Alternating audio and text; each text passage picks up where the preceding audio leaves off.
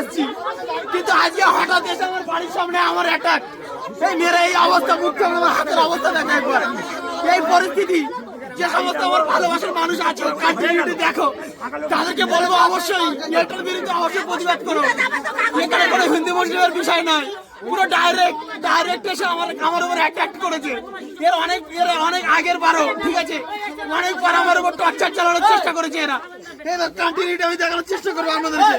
সকালে দেখো একবার, আজকে সকালবেলা গিয়ে আমি থানাতে গিয়ে জানিয়েছি, আমি থানাতে গিয়েছিলাম।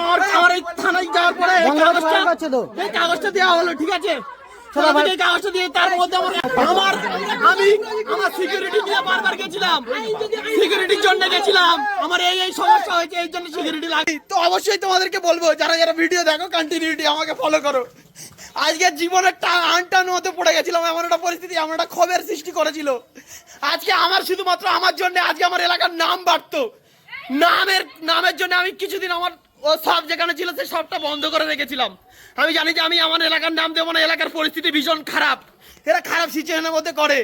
আজকের আমার এই পরিস্থিতি করার কারণে শুধু আমার এলাকা না, পুরো ক্যানিং এর নামটা খারাপ হবে, এটুকু বলে দিলাম এই আজকে ভিডিওতে।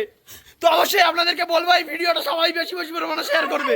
টোটাল আমাকে বলা হয়েছে আমার পুরো ক্যামেরা বন্ধ করতে হবে।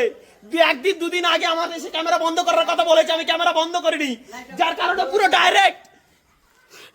ডাইরেক্ট এসে আমার উপর অ্যাটাক করেছে। এর প্রতিশোধ আমি নেব আইনি পদক্ষেপে।